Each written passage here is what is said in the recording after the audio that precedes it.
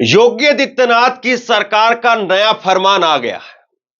नरेंद्र मोदी जी ने broadcast bill को वापस लिया था और अब योगी आदित्यनाथ दूसरे दरवाजे से एक नई सोशल मीडिया पॉलिसी लेकर के आए और इस सोशल मीडिया पॉलिसी के अंदर यह कहा गया है कि अगर आपने आपत्तिजनक पोस्ट डाली, यानी ऐसी कोई पोस्ट डाली जिसको लेकर के सरकार असहज हो सकती है, तो आपको जेल जाना पड़ सकता है।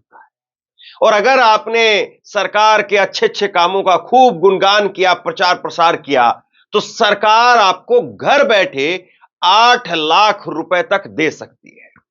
सरकार ने यह फरमान जो है वो जारी किया है। यूपी सरकार की नई सोशल मीडिया पॉलिसी, देश विरोधी पोस्ट पर उम्र कैद तक की सजा और यूट्यूबर्स को 8 लाख रुपए तक का विज्ञापन मिलेगा।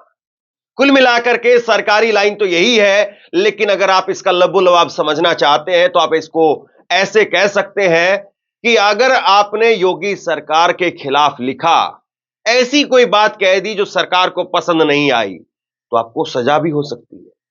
और अगर आपने सरकार का गुणगान किया, वाहवाही की, जय जयकार किया, तो घर बैठे हम जैसे यूट्यूबर्स को, हम जैसे जितने भी पत्रकार हैं जो लगातार लोगों की, जनता की हित की आवाज उठाते हैं, उनको घर बैठे सरकार 8-8 लाख रुपए दे सकती है।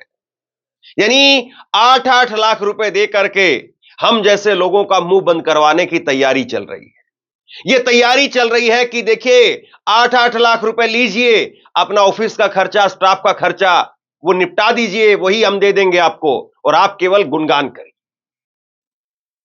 और इतने तो व्यूज हैं ही, इतने तो सब्सक्राइबर हैं ही कि उस क्राइटेरिया में हम लोग भी आ जाएंगे। अब यह तय करना है कि हम पब्लिक की डिमांड पर पब्लिक के साथ में रहते हैं, आम लोगों की आवाज उठाते हैं या सरकार का गुणगान करते हैं। देखना यह भी है कि कितने लोग इसमें बदलेंगे।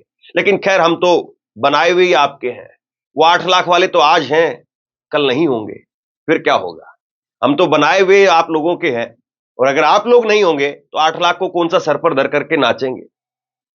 तो बड़ी बात यह है कि सरकार ने एक पॉलिसी जारी कर दी है। ये सरकार की तरफ से जो प्रेस नोट आया है वो मैं आपके सामने रख देता हूं और इस प्रेस नोट को मैं पढ़ता हूं, आप देखिए। उत्तर प्रदेश सरकार ने यह प्रेस नोट जारी किया है और इस प्रेस नोट के अंदर कहा है कि उत्तर प्रदेश में जितनी भी कल्याणकारी, लाभकारी योजनाएं चल रही है उसको आप जनता तक पहुंचाइए और इसके लिए डिजिटल मीडिया प्लेटफॉर्म पर सोशल मीडिया के माध्यम से नीति तैयार की गई है। और इसमें फेसबुक, ट्विटर, इंस्टाग्राम, यूट्यूब पर अगर आप सरकार की योजनाओं का प्रचार प्रसार करने के लिए कंटेंट बनाते हैं, वीडियो बनाते हैं, ट्विटर पर पोस्ट लिखते हैं, रील बनाते हैं, तो इसके लिए सरकार आपको 4 अलग-अलग कैटेगरी के हिसाब से पैसे देगी। ये पैसे ट्विटर पर, फेसबुक पर, इन पर अधिकतम 1 महीने के 5 लाख रुपए, 4 लाख रुपए, 3 लाख रुपए या 2 लाख रुपए तक हो सकते हैं। अगर आप YouTube पर वीडियो बनाते हैं और YouTube पर शॉर्ट्स बनाते हैं या पॉडकास्ट करते हैं, तो उसके लिए सरकार आपको 1 महीने का अधिकतम 8 लाख रुपए, 7 लाख रुपए, 6 लाख रुपए और 4 लाख रुपए की पैसा भुगतान आपको सरकार कर सकती है। लेकिन फेसबुक, ट्विटर, इंस्टाग्राम, यूट्यूब पर आपत्तिजनक कंटेंट अपलोड किए जाने की स्थिति में संबंधित एजेंसी या फर्म के विरुद्ध नियमानुसार विधिक कार्रवाई की जाएगी।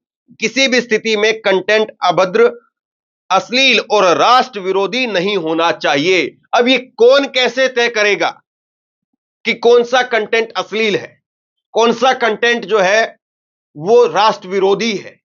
ये कोई कैसे तय किया जाएगा? और कौन से कंटेंट में भाषा जो है वो शालीन नहीं है? सबसे बड़ी बात यह है कि जो देश के प्रधानमंत्री ने सार्वजनिक मंच से कहा था कि ये आपकी भैंसे खोल ले जाएंगे, ये मुजरा करेंगे, ये हो सकता है कि मेरे घर में ये भाषा शालीन तरीके से ना मानी जाए। हो सकता है कि ये मुजरा करने वाली जो भाषा है विपक्ष के नेताओं के लिए, ये आपके लिए शालीन ना हो, लेकिन ये हो सकता है कि किसी अंधभक्तों के लिए बड़ी शालीन शब्द हो। तो आप कैसे तय करेंगे कि कौन से शब्द शालीन है और कौन से शब्द जो है शालीन नहीं है? दूसरी बड़ी बात, आप कैसे तय करेंगे कि ये अश्लीलता है या नहीं है?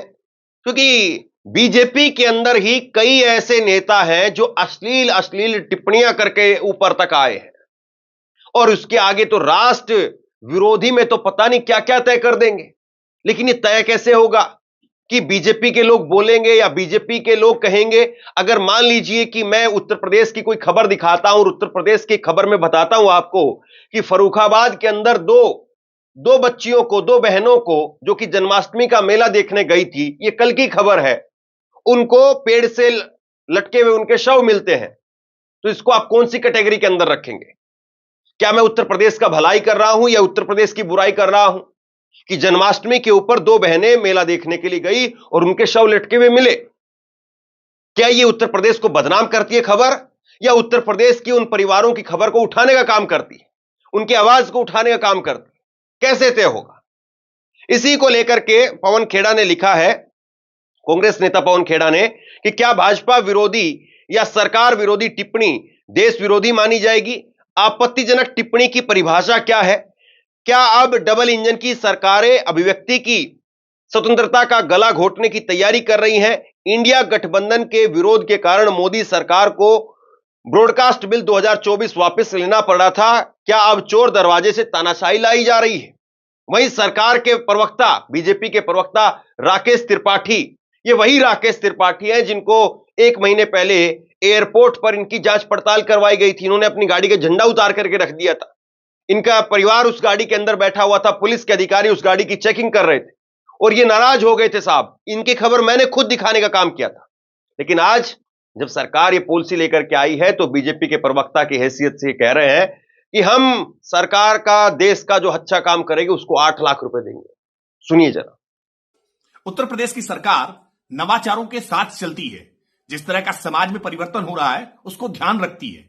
उत्तर प्रदेश में सोशल मीडिया को लेकर के एक न्यू मीडिया पॉलिसी लेकर के हम आए हैं। न्यू मीडिया पॉलिसी में जो कुछ भी अच्छा कर रहे हैं, निश्चित तौर पर सरकार उनको विज्ञापन देकर के रोजगार के नए अवसर सृजित करने का काम करेगी। और वहीं सोशल मीडिया के माध्यम से जो अफवाह तंत्र बनाना चाहते हैं, जो सांप्रदायिक सद्भाव बिगाड़ना चाहते हैं, कानून व्यवस्था के लिए खतरा उत्पन्न करना चाहते हैं, उनके खिलाफ कठोर कानूनी प्रावधान भी रखे गए हैं। उत्तर प्रदेश की सोशल मीडिया की पॉलिसी देश भर के लिए एक नजीर स्थापित करने वाली पॉलिसी है। अब ये सीधे तौर पर ऐसा लगता है कि चुनाव आ रहे हैं और चुनाव से पहले ही सरकार को डर लगने लगा है। कायदे से अभी तो हम 2024 के अंदर ही हैं। अब आप कहेंगे कि चुनाव तो 2027 में होने हैं, बिल्कुल सही बात है, लेकिन यह भी तो सबको पता है कि योगी आदित्यनाथ की आज पकड़ कितनी ढीली होती जा रही है। योगी आदित्यनाथ आज लगातार एक के बाद एक ऐसे फैसले लेने को मजबूर हो गए हैं कि किसी न किसी तरीके से भक्तों के ही मंडल के अंदर उनको वाहवाही करते हुए दिखाया जाए, और इसीलिए जो है वो सरकार आनन फानन में ऐसे फैसले ले रही है। इससे पहले फैसला लिया गया था सरकार की तरफ से कि रेहड़ी पटरियों पर नाम लिखवाए जाएंगे, और अब सरकार कह रही कि भैया जो गुणगान करेगा, यानी एक तरीके से ये हुआ कि फिर सब लोगों को, और ये आम जनता का पैसा है, आम जनता का पैसा 8-8 लाख रुपए आप लुटा देंगे। यानी मान लीजिए कि कल को जितने भी गोदी मीडिया या भक्त मीडिया, जितने भी यूट्यूब चैनल हैं, वो सारे यूट्यूब चैनल वाले सरकार के पास में लाइन लगा करके खड़े हो जाएंगे, एक से एक बड़ा प्रमाण पत्र देंगे, योगी जिंदाबाद, ओजस्वी तेजस्वी मुख्यमंत्री जिंदाबाद, ये कहकर के उधर से 8 लाख रुपए लेकर के आ जाएंगे। कैसे तय करेंगे आप? और हम जैसे लोग वो मुकदमे झेलते रह जाएंगे, आज एक मुकदमा, कल 2 मुकदमा, हम जैसे लोगों के तो 8 लाख रुपए मुकदमे झेलने में लग जाएंगे, और उधर से वो लोग 8 लाख रुपए कमाएंगे। अब आप लोग तय कर लीजिए। यह सही है कि कोई भी सरकार अपने प्रचार प्रसार के लिए पैसा देती रही है, और इसमें प्रचार प्रसार के लिए पैसा टीवी में, मीडिया में, अखबारों में विज्ञापन के जरिए मिलता है। अलग अलग जो समूह है, मीडिया समूह है, उनको पैसा मिलता रहा है। और अगर सरकार इसको लेकर के यूट्यूब पर भी कुछ लेकर के आना चाहती है तो लेकर के आए, लेकिन इसमें यह क्यों हो कि जो हमारी वाहवाही करेगा या सरकार की जो योजनाएं हैं उनका प्रचार प्रसार करेगा, उनको ही केवल पैसा मिले? क्या अखबार में यह नहीं होता है कि पहले पन्ने पर वाहवाही कर दी और दूसरे पन्ने पर जाकर के यह कर दिया? अब ऐसे अगर कोई कहे तो फिर हम तो वो भी नहीं कर पाएंगे, क्योंकि हम व्यापारी नहीं है भैया, कि एक दिन सरकार की वाहवाही कर दो और पता चले कि भैया अब 8 लाख रुपए लेने के लिए लखनऊ जाना है, तो आज जो है वो खूब हवाई वाला एक भारी भरकम वीडियो बना दो और दिखाओ कि योगी जैसा तो कोई मुख्यमंत्री नहीं, योगी तो प्रधानमंत्री के लिए अब अपनी तैयारी कर रहे हैं और योगी का प्रधानमंत्री बनने का रास्ता साफ हो गया है। ये वीडियो बनाओ और अगले दिन लखनऊ गाड़ी उठा करके चल पड़ो। 8 लाख रुपए लो, वीडियो योगी आदित्यनाथ को दिखाओ, उन अधिकारियों को दिखाओ। और इससे तो एक दूसरी बड़ी बात ये होगी कि वो अधिकारी जो ये तय करेंगे कि हां, ये ऑनलाइन न्यूज इंडिया का नाम 8 लाख रुपए वाली श्रेणी में आना चाहिए या इसका नाम जो है उस दूसरी श्रेणी, दूसरी लिस्ट में जाना चाहिए, इससे तो उनकी जो है खूब कमाई हो जाएगी। जो 8 लाख रुपए देगा या दिलवाएगा वो खुद कितना लेगा, सोचिए जरा इस बात को। अरे यहां तो अगर कोई 80,000 रुपए शौचालय के लिए लेने के लिए जाएगा तो उसको कहते हैं कि माई जी पहले 10,000 रुपए दो, 80,000 रुपए तुमको मिलवा रहे हैं, 30,000 रुपए दो, 50,000 रुपए तुमको मिल जाएंगे, अभी हाथों हाथ तुम्हारा काम करवा देते हैं। ये बूढ़ी बूढ़ी औरतों को नहीं छोड़ते हैं। जो वो अधिकारी आपको लगता है कि 8 लाख रुपए जैसी रकम उठा करके एक महीने की ऐसे कैसे पकड़ा देंगे? और ये कैसे तय होगा कि आप इस साल इस महीने जो है वो 8 लाख वाली श्रेणी के अंदर आए हैं, इस बार आपने अच्छा गुणगान किया है और इस बार आपने कम गुणगान किया तो इस बार आप जो है 5 लाख वाली में चले गए हैं? कैसे तय होगा? या फिर यह है कि अपनी लोगों को डायरेक्ट पैसा दो, अपने लोग जो अब 2-2 रुपए की जो ट्रोल आर्मी है वो चली गई है, खत्म हो गई है, अब उनको पैसा दो और जहां पर पता चल रहा है कि भैया ऑनलाइन न्यूज इंडिया पर एक खबर आई है तो जाकर के सारे टूट पड़ना है तुमको। ये टेक्निकल बात है कि अगर हम कोई यूट्यूब पर वीडियो लगाते हैं, फेसबुक पर वीडियो लगाते हैं और एक साथ अगर 10-15 हजार लोग या 1,500 लोग आकर के अगर उसको रिपोर्ट करने लग जाएं, एक साथ 1,500 लोग आकर के अगर उसमें डिसलाइक करने लग जाएं तो हमारी वीडियो खत्म हो जाएंगी। यूट्यूब उनको आगे नहीं बढ़ाता है। मतलब कि किसी न किसी तरीके से एक ऐसी जो है वो सोशल मीडिया की एक आर्मी खड़ी की जा रही है कि सच बोलने वालों को पीछे धकेल दो और वाहवाही करने वालों को आगे खींच करके ले आओ। और ऐसे तो भैया अभी हम देख रहे हैं कि टिकटॉक पर रील बनाने वाले लोग वो अपनी जान लेने पर तुल जाते हैं। वो रेल की पटरी पर आगे आगे, इंजन के आगे आगे चलते चलते वीडियो बनाते हैं कि यहां 10-20 हजार रुपए आ जाएगा उस वीडियो से। इतना ही होता है, एक वीडियो खूब चल जाएगी, 10-20 हजार रुपए आ जाता है। लेकिन जो लोग 8 लाख रुपए जिसको मिलेगा वो दिन में तो क्या, वो तो 24 घंटे रेल के इंजन के आगे खड़े हो जाएंगे। वो तो आप जो कहेंगे ऑफिशियल तौर पर तो सरकार जो कहेगी वो चलाएंगे ही, लेकिन अनऑफिशियल तौर पर जो कहेगी कि भैया आपको ये फला फला चैनल है उनको रिपोर्ट करना है, डिसलाइक मारना है, ये करना है, वो करना है, वो 5 मोबाइल लेंगे, 10 मोबाइल रखेंगे अपने घर के अंदर और 10 मोबाइल रख करके और 10 मोबाइल से वीडियो को जो है वो करेंगे।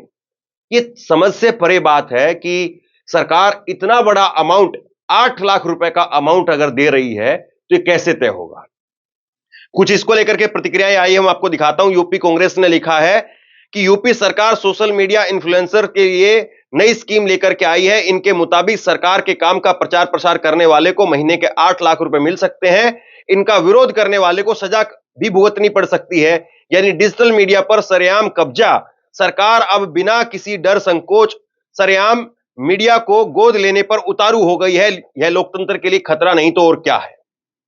इसके साथ में आप देखिए कि आईपी सिंह समाजवादी पार्टी के नेता, उन्होंने लिखा है सूचना विभाग का बजट 45 करोड़ रुपए से बढ़कर के अब 145 करोड़ रुपए हो जाएगा। खाऊ अधिकारियों की अब बल्ले बल्ले है। सोशल मीडिया चलाने वाले धंधेबाजों का हाथ गर्म हो गए। विनीता यादव पत्रकार हैं और इन्होंने लिखा है कि योगी जी का यूट्यूबर्स के लिए आर पार, या तो जम करके पैसा कूटो नहीं तो सीधे जेल जाओ। वैसे अच्छे काम किए हों तो जनता का पैसा ऐसे ना लुटाना पड़ता। ये भी सही बात है। तो कुल मिलाकर के ये जो है वो अब प्रतिक्रियाएं निकल करके सामने आ रही है। लोग सरकार की इस पॉलिसी को लेकर के इस तरीके से लिख रहे हैं। आप बताइए कि सरकार का ये जो फरमान है ये कितना सही है और क्या ये टिक पाएगा या इस सरकार को वापस लेना पड़ेगा? नीचे कमेंट बॉक्स में अपनी राय लिख करके जरूर बताइए। इस वीडियो को शेयर कीजिए, लोगों तक पहुंचाइए और इसी तरह की तमाम खबरों के लिए ऑनलाइन न्यूज इंडिया को सब्सक्राइब कीजिए। आपका बहुत बहुत धन्यवाद।